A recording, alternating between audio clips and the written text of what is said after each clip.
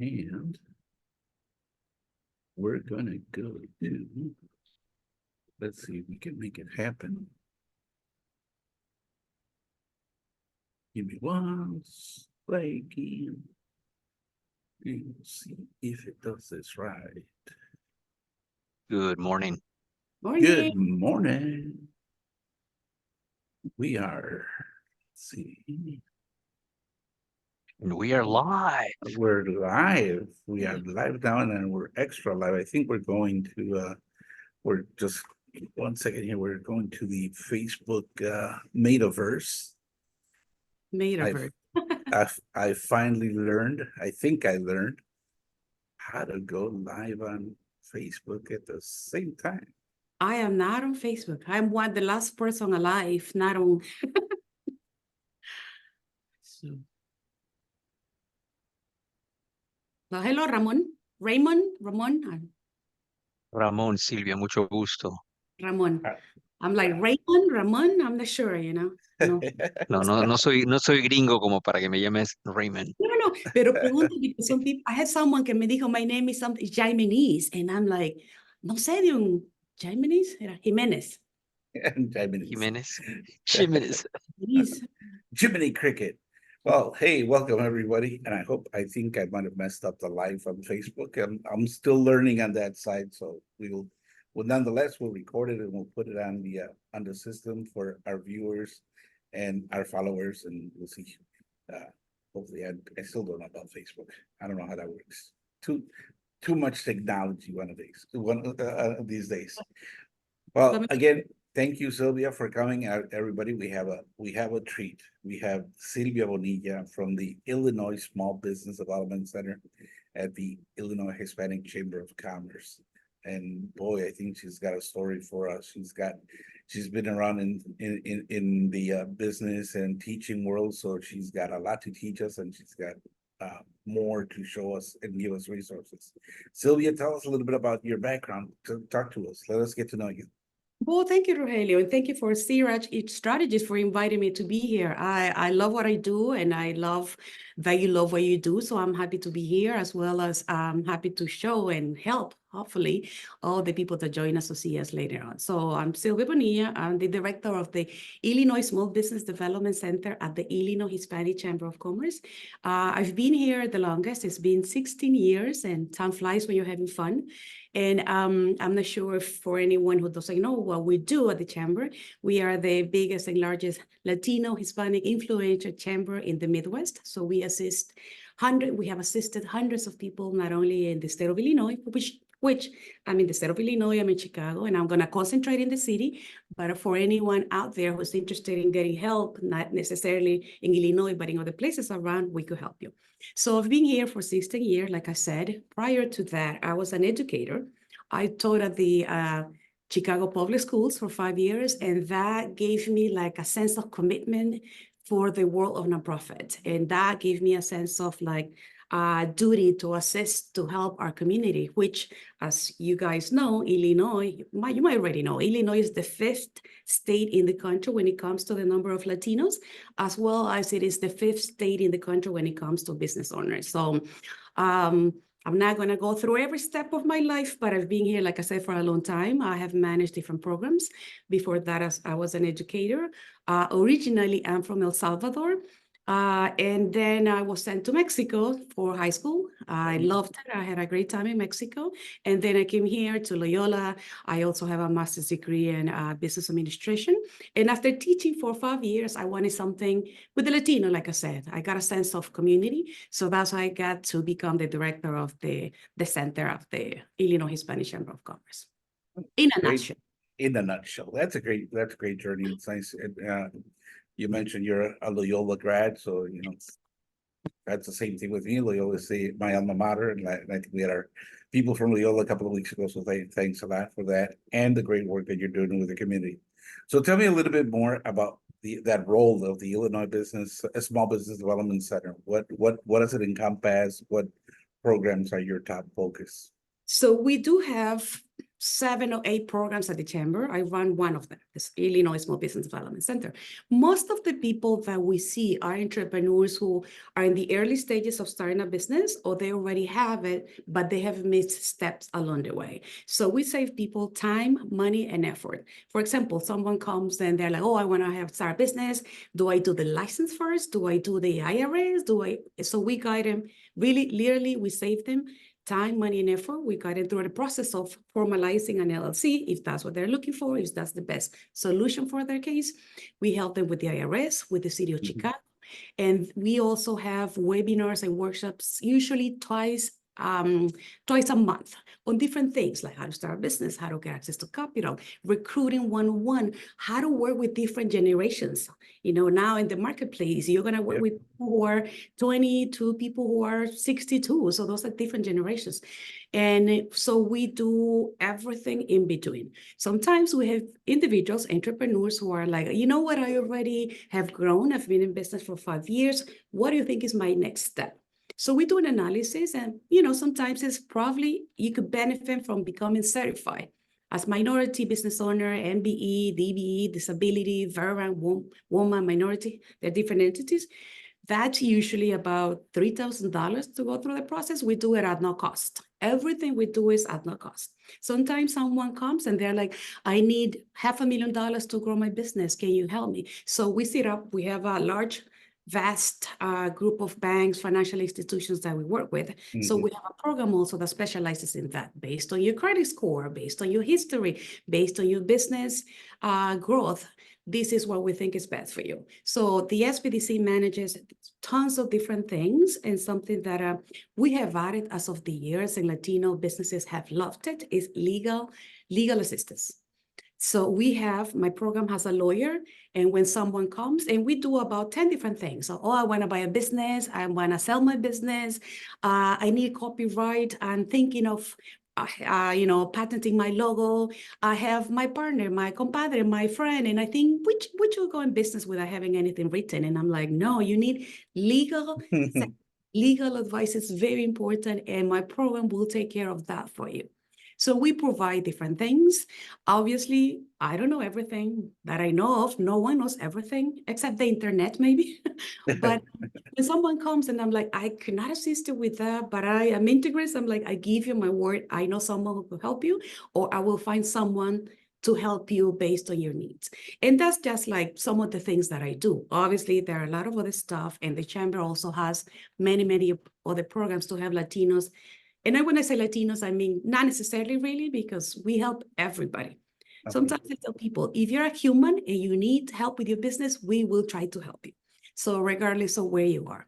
So the SBDC, what do we do? What is my role? It's a lot of different things, but pretty much I'm managing, making sure that the people in my team are providing effective and efficient assistance to those who need it, whether they're Latinos or not. But given that we are the Illinois Hispanic Chamber of Commerce, I would say that about 90% of the business owners that we assist are Latinos.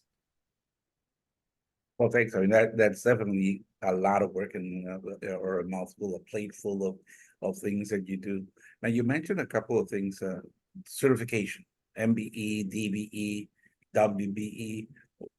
What are, and I'm sure there's a lot of requirements, but what would you say are the 3 basic requirements to get certified? And number 2 question to that: what does it take for them to get? If they're looking for free assistance, what are qualifications on that side? I'm going to go with 2 questions. I'm going to go with the easiest one. What do they need to qualify? They just need to reach out to us. They just need to call us. And again, it could be someone in Iowa, but we concentrate in Illinois. So we will try to find someone in Iowa to help them. So they don't need for them to be assisted. They just need to be someone who wants to do it. Obviously, they don't need to be members, because sometimes most of the time, I would say chambers of commerce, you have to be a member for them to assist you. That is not the case with us. Obviously, if eventually you become a member, it comes with other things, other benefits. But if you need assistance, or I'm a woman and I need to get assistance, can you help me? Yes. So the other question, what are 3 of the things that they need?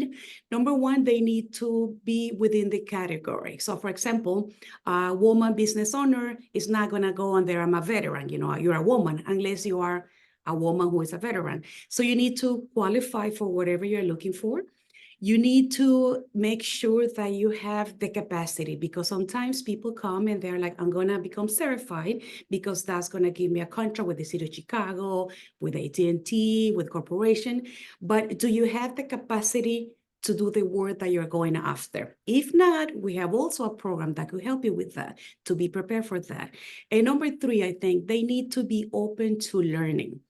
Because all of the stuff that we do, no one is born, knowing everything, but you have to have the desire, you have to be driven to learn, because all of this stuff takes time. Becoming certified could take, if you have everything in order, it could be about 3 months, but sometimes the city, let's say the city is asking for another document. So you need to be ready. You need to be open to getting help, because sometimes business owners, they're busy working, in their business or on their business, and they don't have the time to give us everything we need. So things that they need to make sure they fall into the category that they're going after. They need to make sure they're ready to do the process, because what is the point of becoming certified if then you don't go after any contract, right? And also to become educated. Something else I would say is, preferably for a business, if someone is looking to become certified, they have to have been in business for 2 years. Because if you're doing business with the city, with county, with the federal government, they need to know, what track do you have? What is your history? Have you been able to manage the sort of programs that you're going after, the sort of projects? So preferably, a business owner should have about 2 years of experience under his or her belt, but not necessarily. I have seen business owners that start the process right away. I help them with, now you have your LLC, now you have your operating agreement, now you have your IRS, your banking account, you have a good connection with your banker, you have everything with the license, and then we go to the step of becoming certified. And that's, again, all of this is at no cost. And we also have other programs, transportation, tollway. We have a Latinx incubator. We do a lot, and we have a lot. It's definitely helpful, and for businesses that are planning to set up, it's good to have at least a foundation and knowing that it can be done with your assistance. It shouldn't be that you're doing it all for them, but it is being done with your assistance. And you mentioned the program is within the Illinois Hispanic Chamber of Commerce. Tell me a little bit more about that relationship between the chamber and the SBDC, and how you guys really make that partnership work. So the chamber has been in existence for over 30 years. And when we started, it obviously was a very small group, and then it grew, and then it grew. And eventually very smart people had the idea, oh, why don't we apply for grants? Why don't we bring an SBDC? Why don't we bring a PTA? Why don't we bring different programs? So our programs are mostly paid by other entities. Like I report, in addition to reporting to the Chamber of Commerce, I report to the Department of Commerce, and as well as other programs. So how does it work? The Chamber is the host, let's say, of all of these programs. And because of that, because the Chamber has a great reputation through the years, we have proven, our effectiveness, and we have documented impact and success stories and different things. Because of that, different entities have given us grants. For example, through the pandemic, we were extremely busy, because a lot of entities like the city, Cook County, federal government, they were coming to us and they were telling us, hey, everything's closed, but we have a lot of these assistance. Can you manage a new SBA, Small Business Administration program? Cook County reached out to us. Can you do this? So how does the relationship work? We try to do what they're telling us. Obviously, we try to follow our rules, but at the end of everything we do is the purpose, is the passion, is the drive to have Latino businesses grow and prosper in the state of Illinois. So it works well. I would say it works well. Each program has their own director. And sometimes someone comes to me and I send them to, I think you're ready for the Latinx. So the Latinx, it's a a different program that it's a cohort. So people have Okay. to apply, and it's everything in technology, and that is together with 1871. And for those of you who are not familiar with 1871 is one of the top 5 technology incubators in the world. So they have capacity building, they have tons and tons of stuff, events and everything. So if someone comes and to be part of the incubator, let's say, some people could be in Mexico. We had different entrepreneurs that were outside of the country, and they're like, oh, eventually I will come to Chicago. I want to do business in Illinois, but I want to be part of a cohort with technology with 1871. So we do that as well. So, but it's like a pyramid, on top is Jaime De Paulo, our president and CEO. Then we have different programs. It's about 25 of us full-timers, and we have something in transportation. If you want to do business in transportation, if you need bonding, if you want to do business with tollway, we guide you through the process. We have tons and tons of stunts. And also once a year, we give out grants, usually about $5,000 for businesses. And we cater to very small businesses, usually businesses under 5 employees. So those are a few of the things that we do. And I would say everything so far has worked well, and we're growing and growing. And it's been of 34 years since the chamber opens. And hopefully we'll still be here in another 34 years, 50 or 100 years. Well, it's you mentioned the chamber's been around for 34 years. You've been with the chamber for 16 years, and the work with the SBDC, what you're doing. If you were to think of what are the current challenges in the Hispanic business area right now, what do you think are the top challenges right now? In my experience right now is 2. Number 1, my experience has always been access to capital. Like, I need money for my business, but I didn't report to my accountant, or my accountant suggested that I shouldn't report everything. And now that I'm looking for a loan, I can't prove that I really had 20 employees or that I really invested. So access to capital has been, I think, number 1 challenge that I have seen in business owners: access to capital. Like, make sure you report everything, make sure you have things, and you as in the financial industry, this. I think that has been the challenge, and that's why we provide assistance also as well with that. Number 2, something that we're seeing right now, and it's with older generations, we are seeing businesses, Latino businesses that started in the 70s, 80s, 90s, and now they're ready to give it to their kids. And that has been an issue that we're seeing, because a lot of the kids, they're adult. They're like, I'm not interested in the taqueria. I'm not interested in the construction company. I'm not interested in this. I'm going to do something else. So in the last, I would say, a few years, we have seen this, and we have prepared workshops dedicated to that, like exit strategy. What's the next move? Your kids don't want it, so let's see if we could sell it to someone else. That has been a challenge, I would say, challenge number 2 that we have seen often with that specific generations, because we do have members, we do have clients that have been with us for over 20, 25 years. So we have some that were like, yeah, I used to get assistance from you guys back in 2000. That's 24 years ago.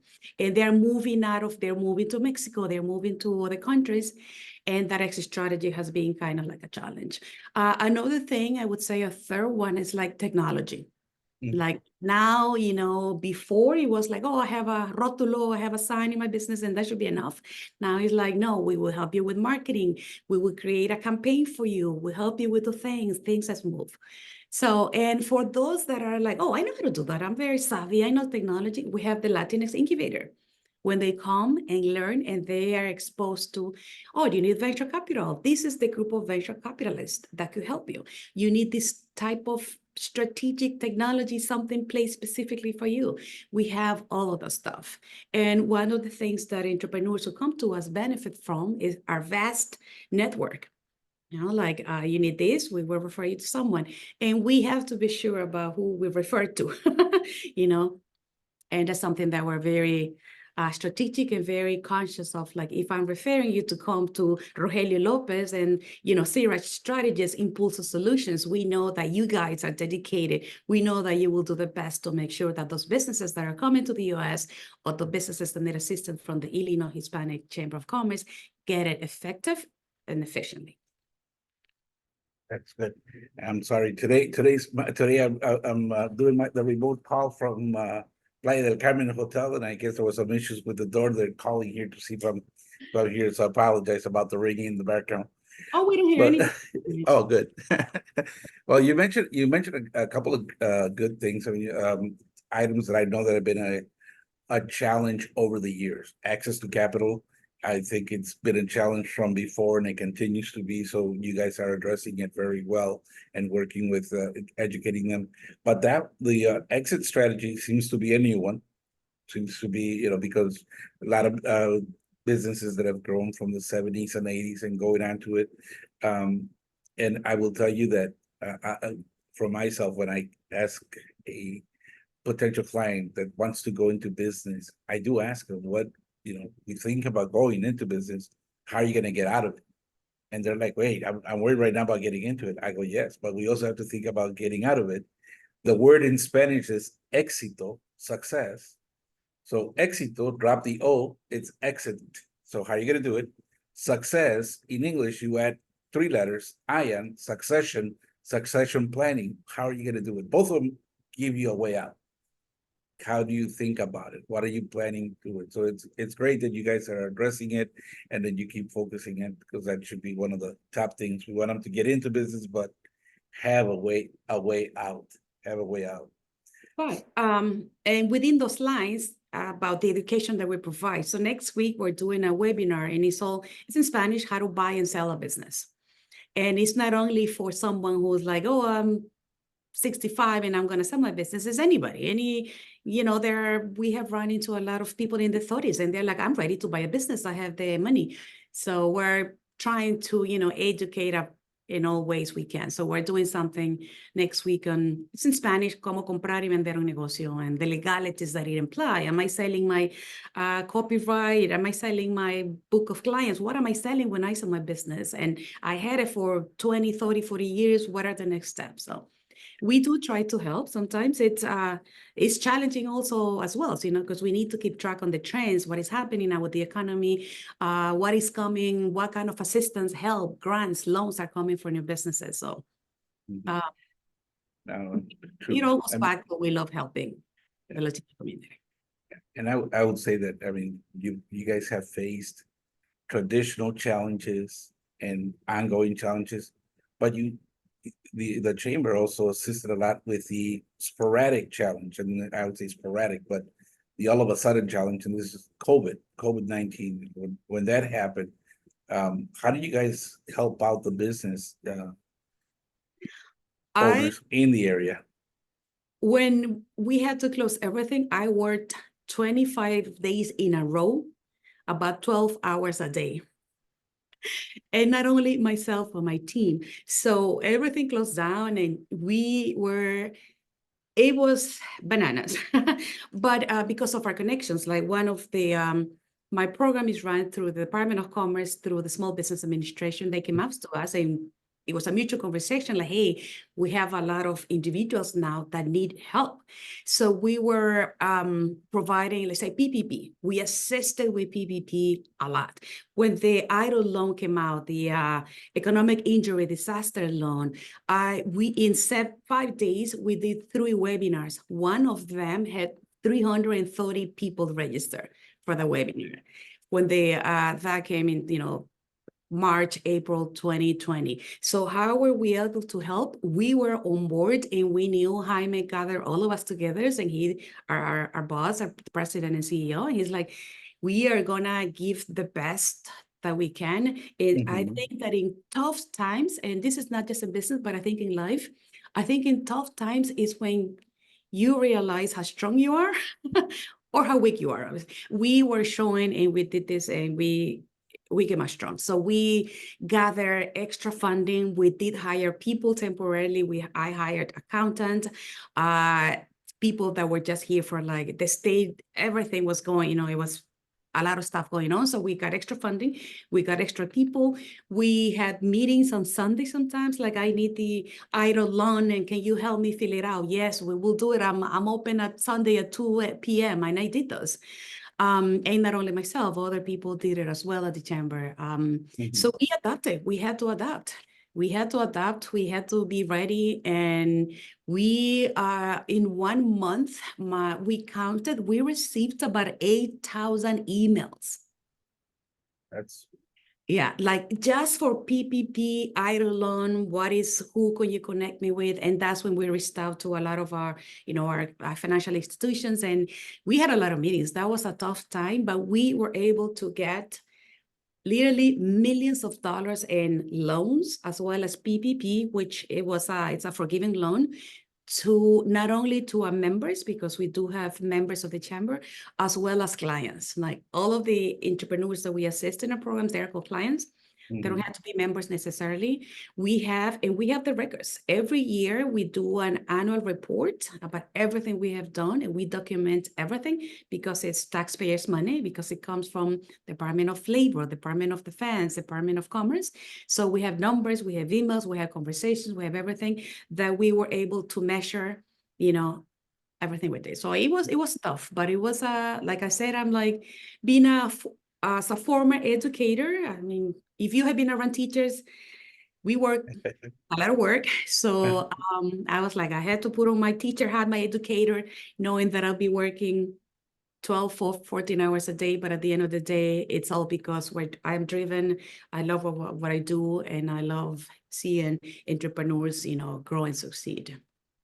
very good. You guys, kudos to the chamber. Kudos to the chamber on that side. Now as I hear you talk about the different programs and everything you do, I pick up a couple of words there. Connectivity, having those connections, having those networks. How does the chamber really encompass or help with networking activities for business owners? What is it that how do they foster that? We cater to everyone we can. So at least 5 times a year, we have a specific breakfast. They're called membership meeting breakfast, and they take place here downtown at the Union League Club. You've been many times. Usually have like 200 individuals, 200 business owners, and we have a group of speakers, and that works well for connectivity, for network. And we are there. Everybody there is there, like talking to members. Hey, what do you need? Like, oh, yeah, I know Rogelio. I could connect to Rogelio. I could connect you with someone else. We do different things. For example, like 3 weeks ago, I had something in Humboldt Park, and that was Hispanic, Latinas and Finanzas. So I invited a panel of 4 women who are in different financial institutions, and I invited people, especially in that community, Humboldt Park. So we're going to have something. This is in person. We're going to have Puerto Rican food because we like going with the theme. If I'm going to be in Humboldt Park, I'm going to respect the area. So I got a Puerto Rican place, bought the food and everything. And that was in person. And that was a group of about close to 40 women. And it was everything in finances, and it was everything connecting. And I know in advance is coming. So I'm like, oh, this person, I know is looking for this person. So I will make sure to make this connection. So how do we do it? And that would be something small, let's say, for women. One of our programs is also the Navigator. So we have a footprint in Aurora. So we pay Aurora Chamber of Commerce. We have something in Logan Square. We have something in Southside. We have locations in different places. We have footprint, just to make sure that we're also catering to them on one-on-one or like physical workshops or webinar. So the chamber does a lot of things. We also have, for networking, we have a gala. I'm not sure you've been to our gala. Yeah. About 600 people. That's a different kind of network. But our biggest event that we do, it's a business expo at Navy Pier.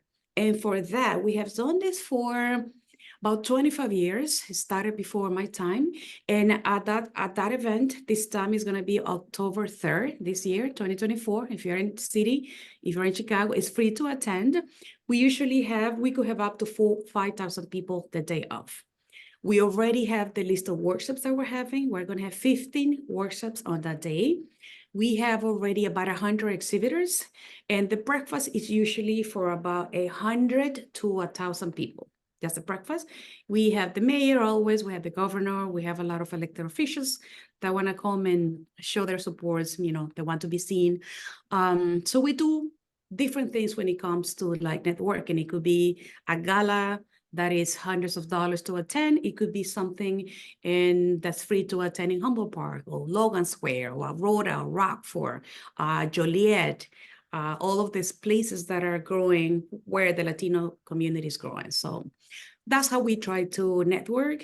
For the pandemic, everything was, online. So we even had we tried at some point to do networking. We're gonna go in groups and you guys get to know each other, come back in 15 minutes. So we're trying to update to the needs of the community as well as the need of the Latinos and business and economic development and all that stuff. So networking is very key. It's a key component of what we do, and it should be something vital for business owners to get in their mind. I need to network. I need to meet other people. Exactly. No, that's great. And I agree with you there that the network, whether it be virtual, in person, needs to be done, needs to be helping get the support that those support mechanisms in place. So appreciate what you guys do. Right. And something that I mention sometimes to people is sometimes it's not what you know, it's who you know.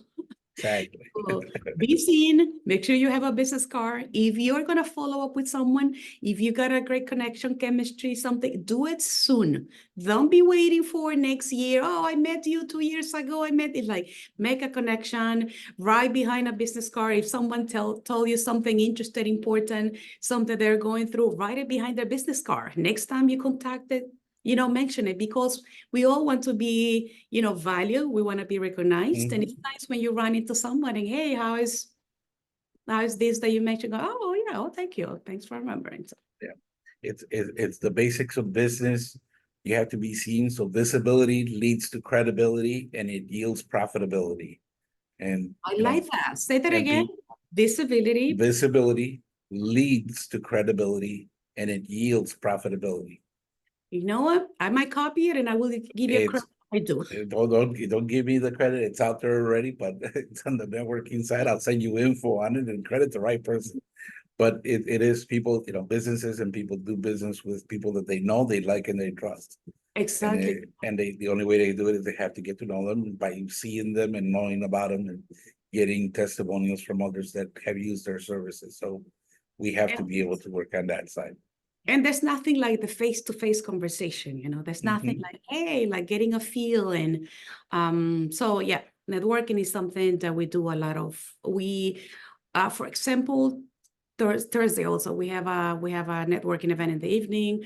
We do things all over the place. The city, the suburbs, we try to go where the Latino community is. And as I mentioned before, one of our programs is in the Midwest. So we also do things in Indiana, Michigan, Minnesota, and everywhere around. I would say make sure you're following the chamber on their social media, whether it be Facebook, Instagram, or LinkedIn. That's where they put all their events. So make sure you're doing that. Appreciate it. Words of advice, as far as that words of wisdom from Silvia for business owners. I'm gonna go back to the connectivity. You need to, no man is an island. That's a saying that I like, no man is an island. You need people, you need connectivity. Something that I tell like members of the chamber. Sometimes we see entrepreneurs that pay for membership, but they don't come to anything. And I'm like, no, like this is like the gym. If you don't go often, you're not gonna see results. You need to be seen. You need to realize also that I don't know everything. I need to delegate. I need to learn. So something that I always mention is like, be seen, be connected, because sometimes you don't know what you don't know. And you don't know when you go to an event. And sometimes I say, go to an event, maybe you didn't, you're like, oh, it wasn't for me. I did, but maybe you were able to give advice without wanting to. Maybe you were able to help someone. So it's not always like me. It's also sometimes it's good to give our time, our thoughts, and perspective to people who might be in need of that. So that's an advice that I give to people is like, be connected, meet people, speak to them, don't be afraid. We all fail. We all every now and then, we made a mistake, but own your things. Put yourself out there, make connections, follow up. Like they say, there's a saying that I think half of your success is showing up, something like that. Yeah, maybe exactly. something like that. Yeah. Let me And see. sometimes it's 90% of the success is showing up. Just showing up. And Yeah. and it doesn't have to be, if you guys see an interesting in the chamber, you could follow, like Rogelio said, our social media to see, but also anywhere, like find, it could be a church, it could be something in your community, it could be something in the next neighborhood. Look for things that are attractive to you. Look for things that there might be a benefit. And sometimes even if, like I said, if I have gone to a lot of meetings sometimes, so things, and I'm like, oh, I didn't get much from this, but it's part of the game, so be out there. Very good. Any questions? If you want to jot them down, we'll read them here, but I will say in the meantime, I just want to thank Silvia. She's at the Illinois Hispanic Chamber with the Illinois Business Development Center. We'll be posting the video that we did record this. It'll be up on our YouTube, and there'll be a contact information for Silvia, and we'll get a hold of her at the chamber for any support that the Illinois Business Development Center can provide and assist with.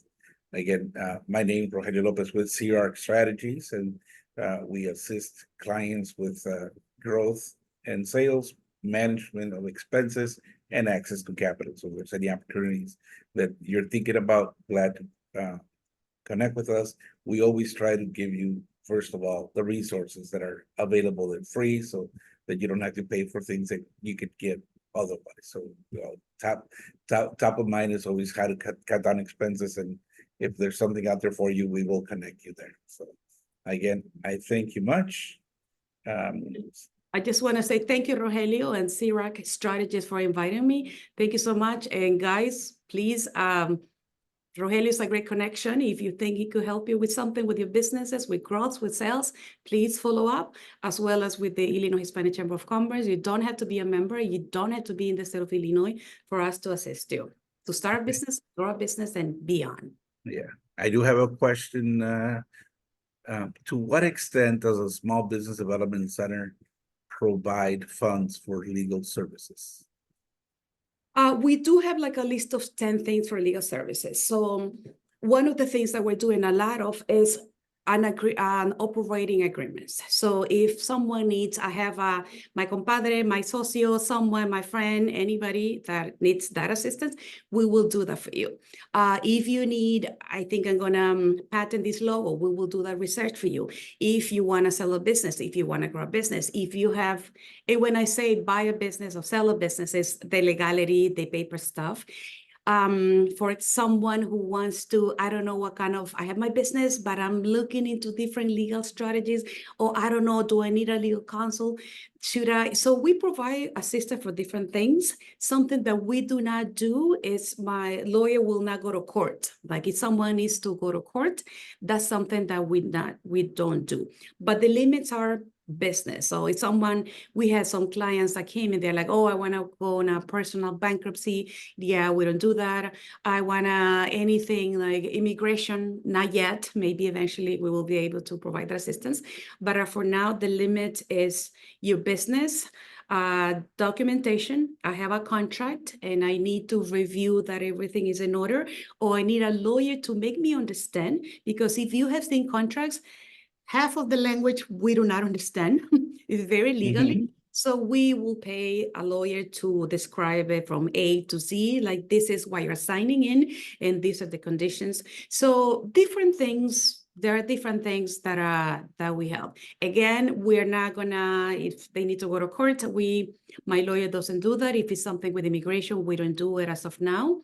But anything, pretty much anything business related, and if someone has that specific question for their business, they could follow up with me and I will be more than happy to sit down one-on-one to make sure how our lawyer could assist them.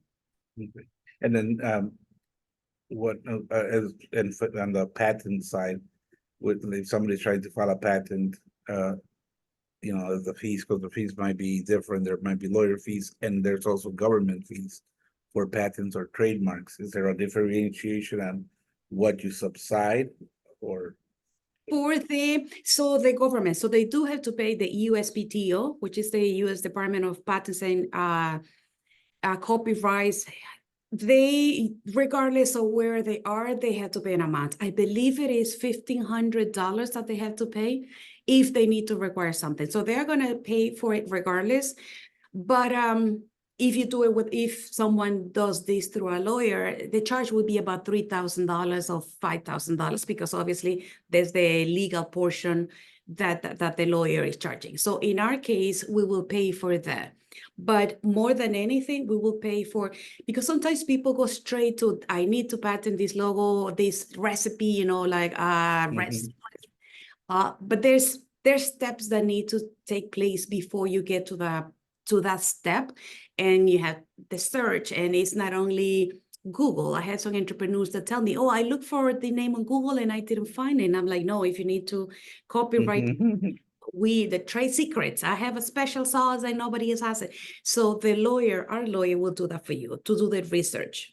Mind you, I have limited funding as of now. So if someone says I need to patent 20 different things, probably we might not be able to do all of that. But if someone comes, this is my idea, I need for the lawyer to do the research, we will pay for that. But however, the lawyer fee, they have to pay, because that's the government, the portion of the government. If any, because sometimes some things are done for free, they will have to take care of that. But the advisement, legal consulting, we will do that for them. So typically, your legal person, your lawyer that you have on that works with you will probably work hand in hand with the attorney that they choose for any. Yes. Okay, very good. No, we appreciate that. So, well, again, Silvia, I thank you much. I'm going to stop the Facebook Live. So Facebook Live, we're coming off now. We'll talk later, and I'm gonna put it on stop. Are you sure you want to stop recording?